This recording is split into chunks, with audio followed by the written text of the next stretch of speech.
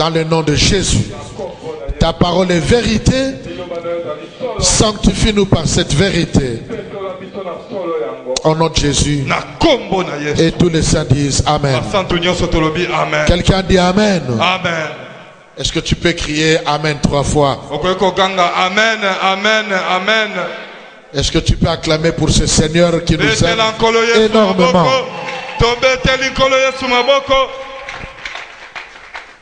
Est-ce que quelqu'un peut me donner sa montre pour que je puisse suivre? Parce que la mienne, il faut toujours appuyer.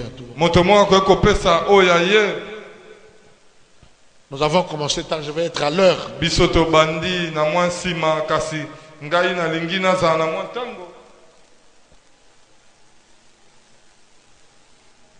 Ok. Top chrono.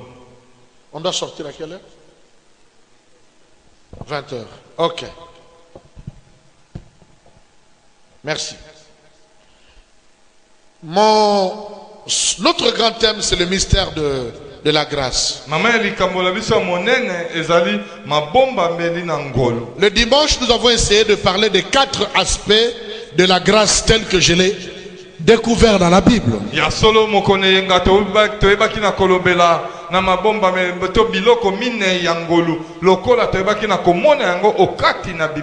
J'espère que nous étions bénis. Est-ce que vous avez été bénis? Gloire à Dieu. Et je vous avais dit qu'on va parler de chiens aujourd'hui.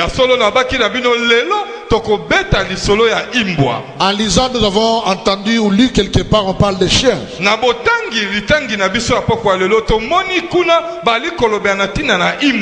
J'ai déjà vu les musulmans discuter avec quelques pasteurs au Congo-Brazzaville autour de ce passage.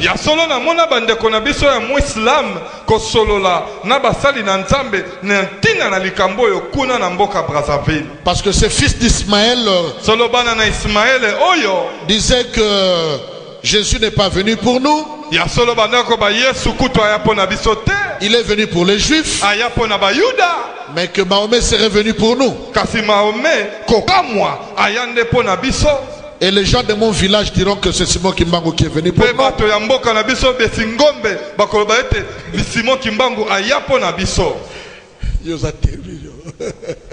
Amen. Amen. Alors, ils appuyaient leur pensée sur ce verset. En disant, mais c'est Jésus lui-même qui l'a dit. Il a dit, je suis venu vers le brebis perdu. Mais le brebis perdu d'Israël. Qu'il me soit permis de dire que j'étais choqué par le manque d'argumentation de ces pasteurs qui discutaient avec ces Mali et autres. J'avais envie d'ouvrir ma télévision et d'entrer à l'intérieur. Parce qu'il suffit de lire la suite des textes pour tout comprendre. Nous sommes dans un texte où Jésus, étudiant, faisons l'étude. Mon sous-thème d'aujourd'hui, il se tient encore à Tyr et à Sidon. Il se tient encore à Tyr et à Sidon. Mon petit devoir ce soir, c'est de justifier mon thème. Pourquoi je dis qu'il se tient encore à Tyr et à Sidon? Ma responsabilité ce soir est de défendre cette pensée, cette thèse. Qu'il se tient encore à Tyr et à Sidon.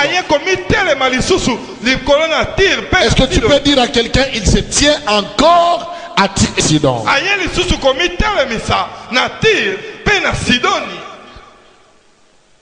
La Bible dit Jésus étant parti de là, au verset 21. Déjà, quand nous lisons, nous comprenons tout de suite que le texte ne commence pas par là. La Bible dit Jésus étant parti de là. La Bible ne nous dit pas d'où. Alors il faut recourir au début du texte. Parfois même dans les chapitres précédents. Pour arriver à comprendre où est-ce qu'il était. C'est très important. Quand on veut contextualiser le texte. Jésus était quelque part.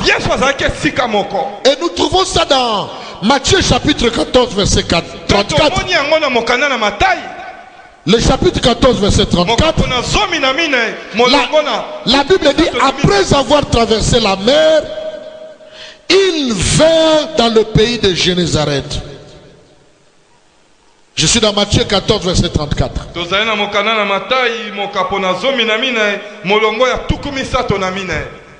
Après avoir traversé la mer, ils vinrent dans le pays de Génézareth.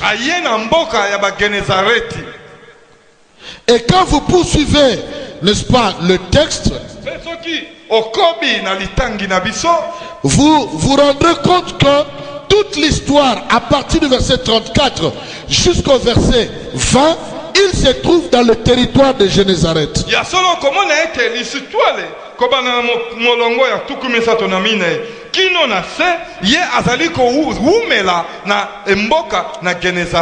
Alors suivez-moi très bien. Généralement j'explique ça avec un tableau géographique, n'est-ce pas, d'Israël, de l'époque.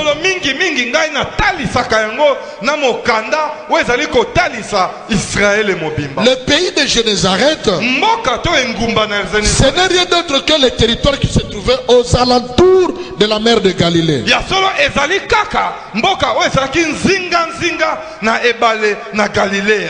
C'est très important ce détail. Le pays de Génézareth, ce sont les territoires aux alentours de la mer de Galilée, qui est aussi appelé le lac de Génézareth. Je suis dans un bon endroit. Je sais que vous prendrez le temps comme le fils de Béré d'aller revoir et vérifier.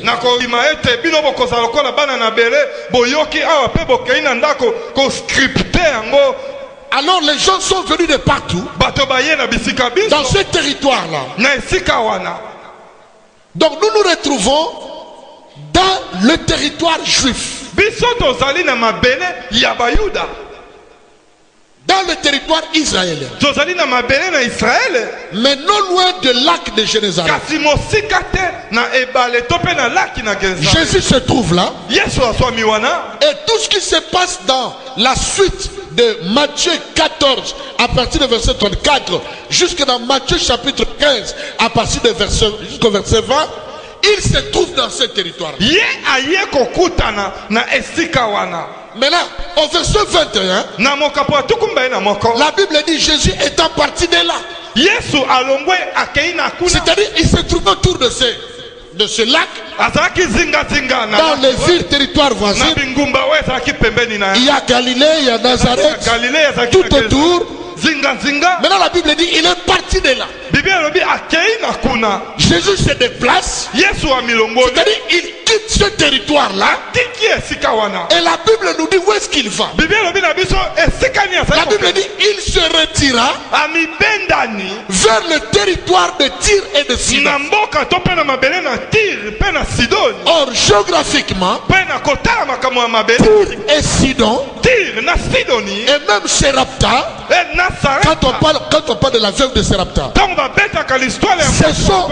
ce sont, nous restons dans le contexte de la Bible, les trois grandes villes de la Phénicie. C'est-à-dire quoi? Suivez-moi très bien. Je parle de la grâce à ma manière. Jésus se trouve dans le territoire juif. Il traite avec les Juifs. Il parle avec les Juifs. Plus tard, à partir du verset 29, relis avec moi. Jésus quitta ces lieux. Au verset 29, Jésus quitta ces lieux. Il a quitté quel lieu? Le territoire de Tyr et de Sidon. Il se dirige où? Il se dirige dans le territoire de Césarée. Non, non, excusez-moi. Il se dirige, je suis tombé dans un autre chapitre, et vint près de la mer de Galilée. Suivez-moi. Parce que tout mouvement de Jésus était prophétique. Jésus ne s'est jamais déplacé sans raison. Tout déplacement de Jésus était significatif. C'est pas pour le peuple d'Israël, mais c'est pour passer un message. Alors suivez-moi très bien. Il est dans le territoire de Jérusalem où? Près des lacs de Galilée, à côté de Galilée.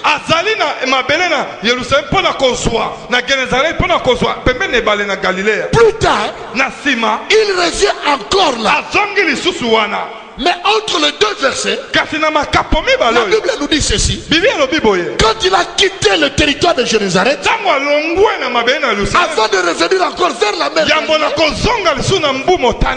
il fait un saut dans le territoire de Tyr et de Sidon. Si tu es avec moi, lève la main, dis Amen. Ça va? Jusque-là, il n'y a pas de révélation, c'est juste une démonstration géographique. Est-ce que c'est clair? Amen. Très bien. Alors, quand il fait ses déplacements, normalement, Jésus n'avait pas besoin de faire ce long trajet presque vers le nord-ouest. Parce que géographiquement, Tyr et Sidon se trouvent vers le nord-ouest d'Israël, mais dans le contrée de Phénicie, une nation étrangère, un pays étranger. Il n'avait pas besoin de faire ce détour pour revenir au même endroit. Mais comme il avait un message à passer, parce qu'il avait un acte prophétique à passer, qu'est-ce que Jésus a fait? Il est dans ce territoire. Il va revenir sur le même territoire, mais pour un temps. Pour un temps. Pour un temps. Il quitte le territoire juif. Il sort du territoire juif. Et il vient à la Phénicie. Dans le territoire de Tyr et Sidon. Dès qu'il arrive, il y a une femme qui approche. Généralement, la femme symbolise toujours une nation. La femme symbolise toujours un peuple. C'est pourquoi même l'église est symbolisée par la femme. Quand Jésus rencontre une femme, généralement c'est un message qu'il veut donner pour une nation ou un peuple ou alors Israël.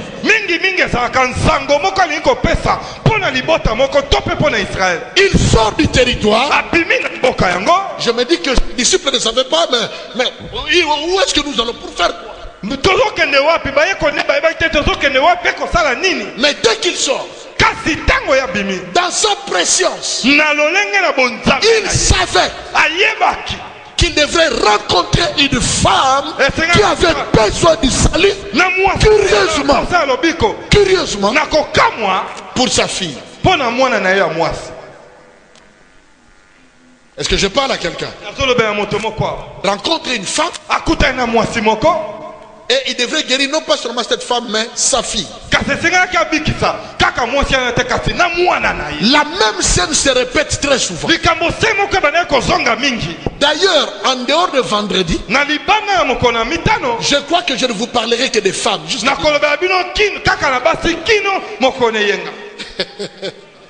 Quelqu'un peut dire Amen. Les mamans à l'honneur, Amen. Quelqu'un peut dire Amen. Amen. Quelqu'un dit les femmes sont dans le secret de la création de Dieu. Ah bon? Mais lui en tant que Dieu, il savait que quand je vais faire ce déplacement, les disciples ne savent rien. Ils ne comprennent rien. J'aimerais dire à quelqu'un, tu peux rester aux côtés de l'homme de Dieu.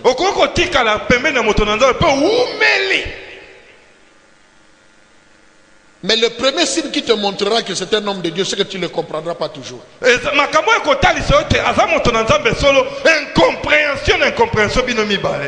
Quelqu'un compris ce que j'ai dit? Le jour où tu vas comprendre de ton pasteur et tu le maîtrises, c'est qu'il n'est plus Dieu pour toi.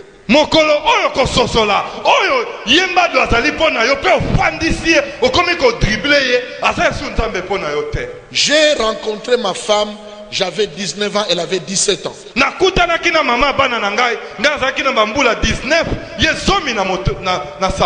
Le 7 janvier, je vais avoir 50 ans. Quelques temps après, elle va avoir 48 ans. Notre premier fils, le plus beau des garçons qui existent au monde.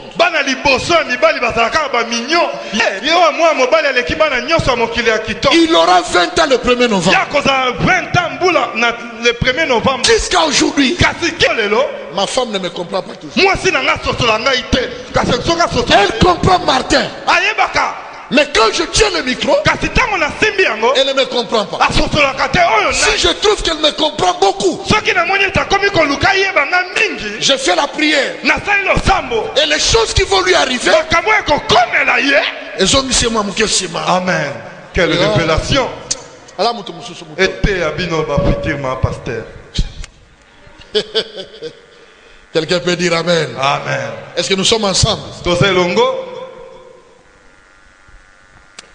Un véritable homme de Dieu reste un mystère.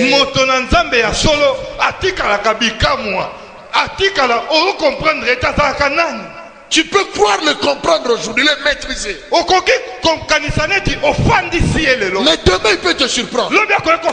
Il peut te choquer. Parce qu'en réalité il est mystique. Et Jésus était comme ça. Ils n'ont pas compris. Et d'ailleurs ne cherchez pas à tout comprendre. Faut même pas chercher ça.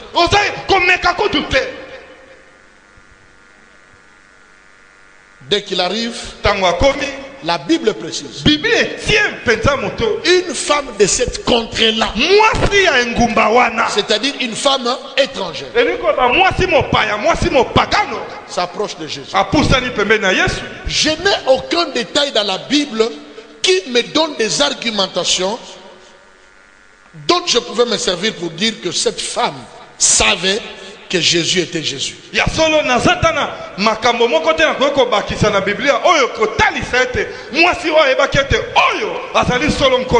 la Bible me dit, dès que cette femme est arrivée, elle a imploré le Seigneur. Qui lui avait dit que c'était le Seigneur?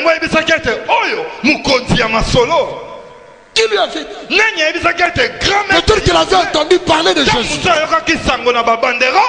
Parce qu'elle a dit, aie pitié de moi Seigneur. Et elle a précisé fils de David. Quelle révélation. Elle précise une femme étrangère qui lui avait donné cette révélation. Parce que l'expression fils de David, fils d'Abraham, ce sont des expressions premièrement propres au peuple d'Israël. Parce que l'évangile selon Saint Matthieu est encore appelé pour moi l'évangile pour les Juifs. Quand j'entre dans les tabernacles, j'appelle ça l'évangile rouge. Où Jésus parle et se présente comme étant le roi des Juifs.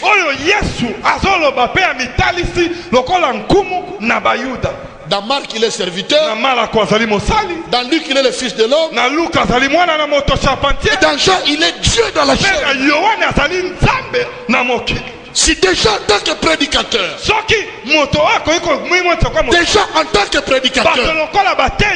quand tu es dans l'évangile selon Saint Matthieu, tu ne sais pas qu'il s'agit là de fils de roi, tu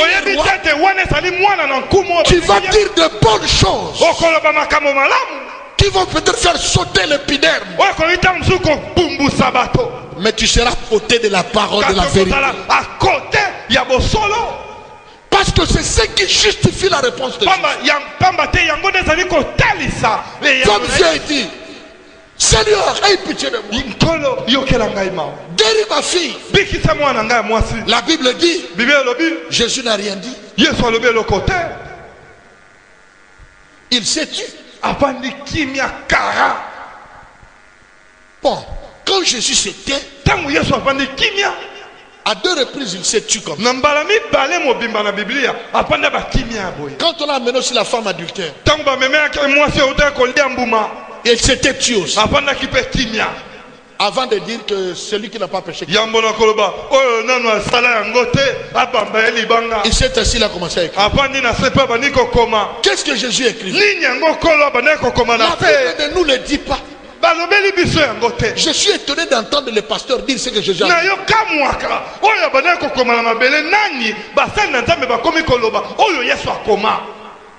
Personne n'a lu ce qu'il est. Toute interprétation ne peut être que supposition. Et tout ce qu'on suppose n'est pas nécessairement vrai. La Bible dit Jésus s'est tué. Peut-être il voulait voir la réaction des disciples. Parce qu'ils n'ont pas tardé à se manifester. Ils ont dit Seigneur, maintenant voilà, chasse écrit derrière nous. J'ai entendu des serviteurs dire que même les disciples vont empêcher.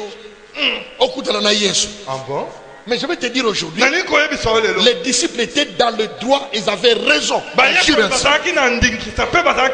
Pourquoi? Parce qu'ils savaient que Jésus est venu pour les brebis perdues, mais les brebis perdues d'Israël.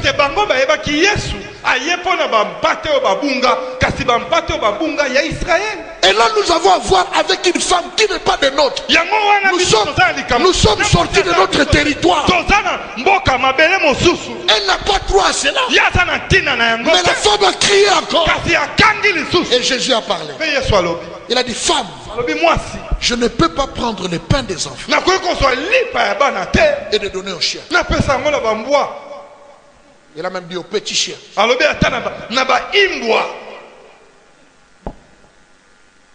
Si le prophète Mbadou disait ça,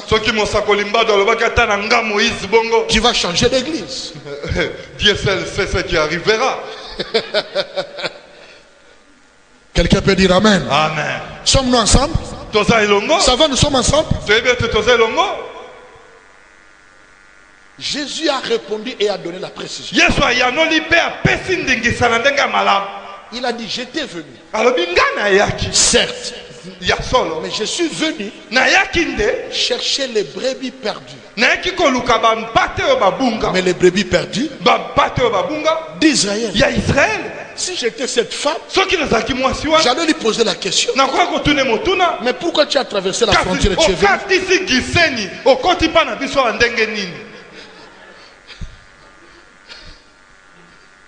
Pourquoi tu es venu ici? Si tu n'es que pour les Juifs, il fallait rester dans le territoire. Mais pourquoi tu es sorti? Jésus était sorti parce qu'il savait qu'il y avait un peuple qui devait l'appartenir, mais qui n'était pas dans ce territoire-là. D'ailleurs, il a commencé l'histoire de l'humanité avec Adam. Adam n'était pas juif. Ève n'était pas juive. Il a continué avec Noé. Il n'était pas juif. Les Enoch et autres, ils n'étaient pas des juifs. Il a continué avec Abraham, un grand Irakien. C'était pas un juif. Même quand Isaac est venu, c'était pas un juif. Isaac est allé épouser sa femme dans le pays d'où ils étaient venus. Ce même territoire-là, une femme étrangère. Ils ont eu des enfants qui étaient aussi des étrangers. Esaü, qui serait le père des Turcs, ils ne sont pas des juifs. Lui-même, Jacob, n'était pas juif. Donc Jésus n'a pas travaillé avec les juifs. Dieu n'a commencé l'histoire avec les juifs.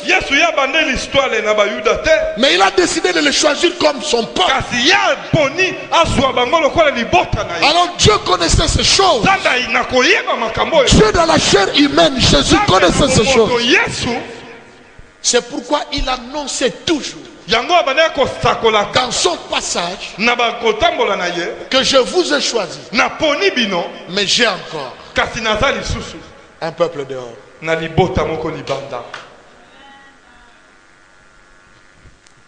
Sinon il ne serait pas venu là. Je suis venu chercher les brebis perdues, mais les brebis perdues d'Israël. Par conséquent, je ne peux pas prendre le pain des enfants. Nous sommes en face ici des enfants. Où sont les enfants? Il les a laissés dans le territoire de Génézareth et donné aux petits chiens. Qui sont les petits chiens? Les Balouba, les Bakongo, les Français, les Belges, tous ceux qui ne sont pas. C'est une bande de chiens. De petits chiots. Et le Père représente quoi? Toutes les promesses que Dieu avait données à Abraham. Toutes les promesses que Dieu avait faites à la descendance d'Abraham.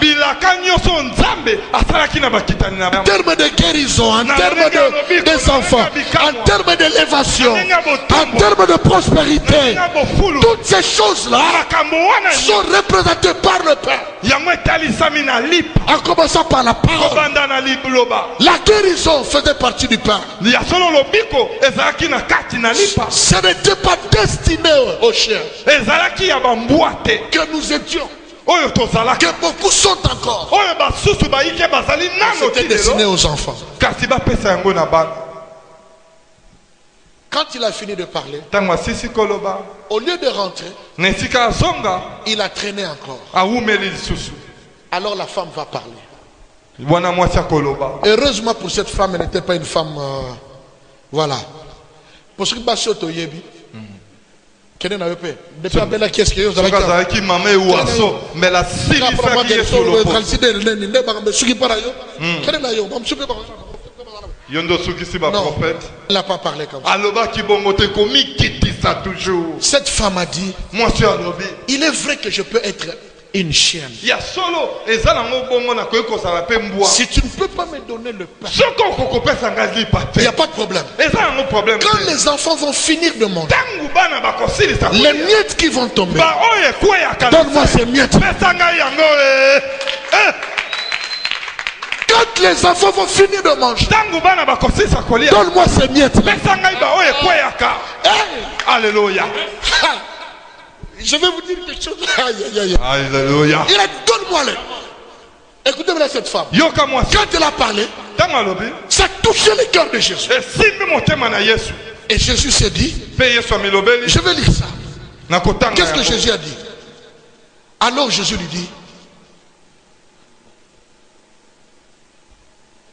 Jésus lui dit, femme, ta foi est grande. Alors qu'il te soit fait comme tu veux. Non pas comme moi je veux, mais comme toi tu veux, toi. Cette femme étrangère, cette chair. Qu'il te soit fait comme tu veux. Maintenant écoutez-moi. Cette réponse de Jésus donne à cette femme chienne. Comprenez bien. Non pas les miettes, mais le pain des enfants.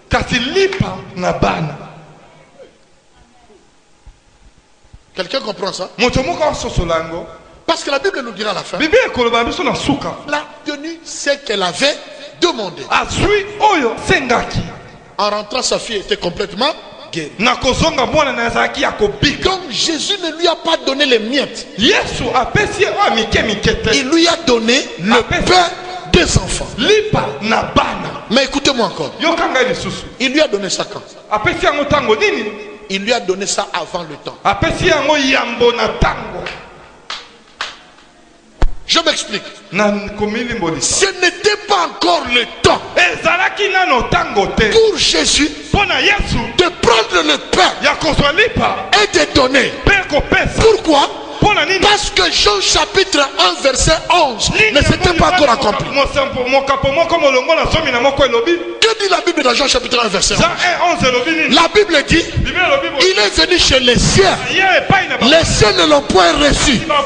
Le verset 12 dit, mais à ceux qui l'ont reçu. C'est-à-dire quoi?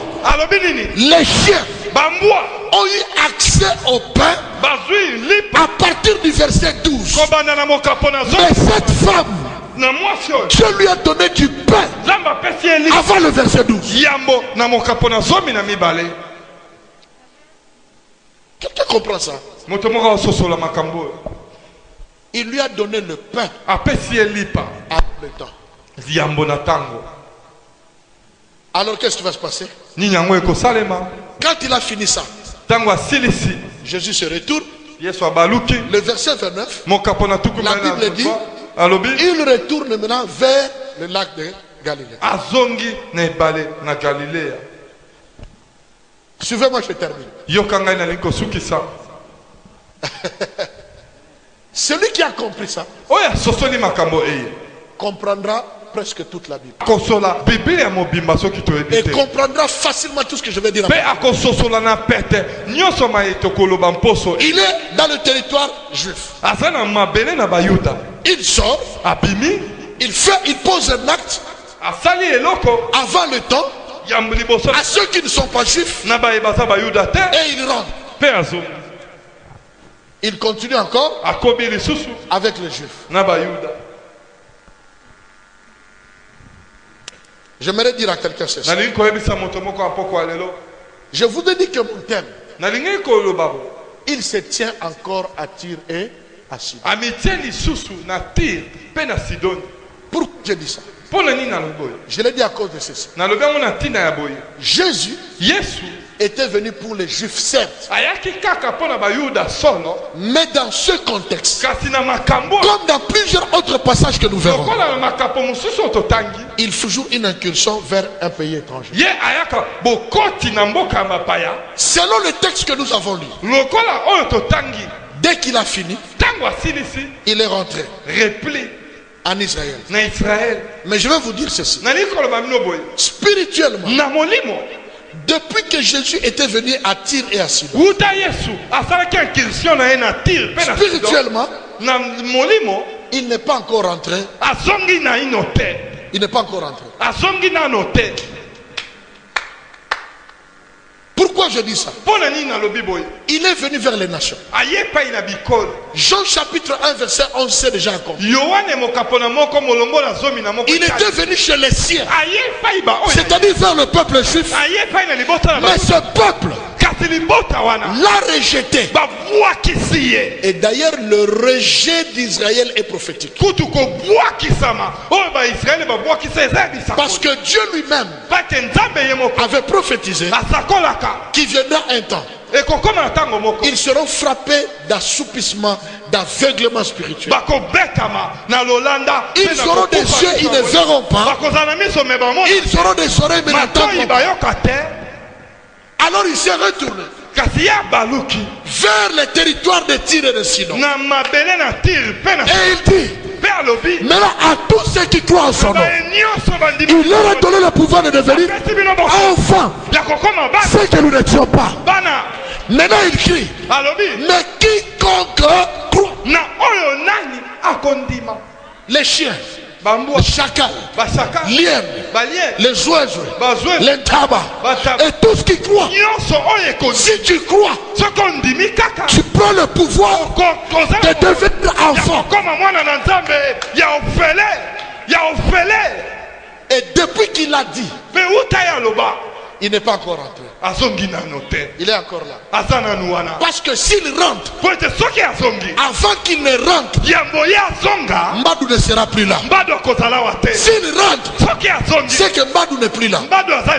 Et moi non plus. Et moi aussi, oui. Aussi longtemps que Mbadou est là, aussi longtemps que je suis là, c'est qu'il se tient encore à tirer à Sidon.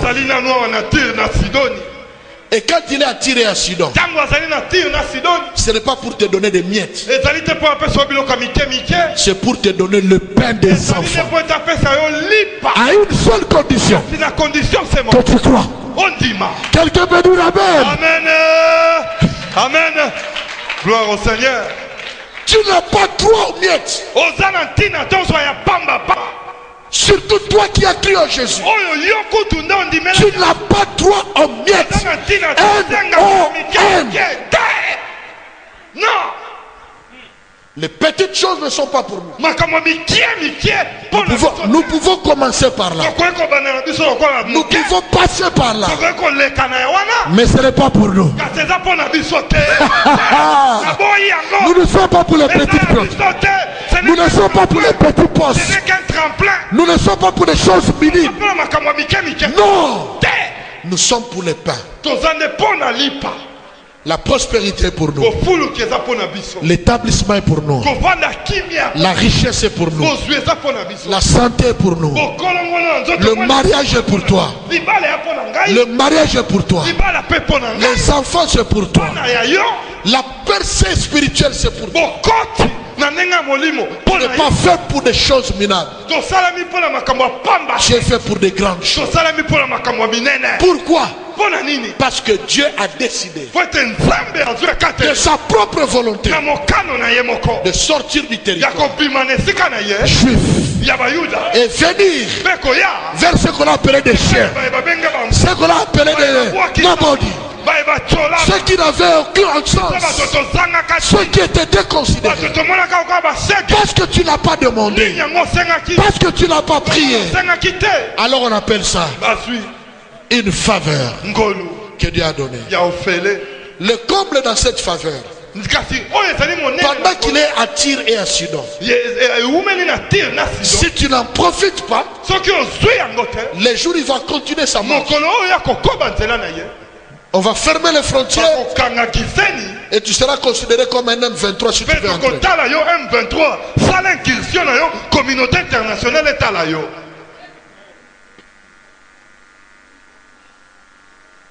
Il se tient à Tyr et à Sidon. La porte est encore ouverte pour ceux qui n'étaient pas appelés des juifs, pour ceux qui n'étaient pas dignes d'être appelés enfants de Dieu. C'est pourquoi j'aime beaucoup ce chant. Ça c'est l'un des chants que j'aime beaucoup. Je n'ai, c'est pourquoi dans sa grâce Jésus m'a tant aimé. Pourquoi par son sang il efface ma dette, mon péché. Alléluia. Mais je sais qu'en lui j'ai la vie. Il m'a sauvé. Alléluia. Dans son amour. Et gardé par sa main meurtrière. J'attends l'heure de son retour. Un autre chant.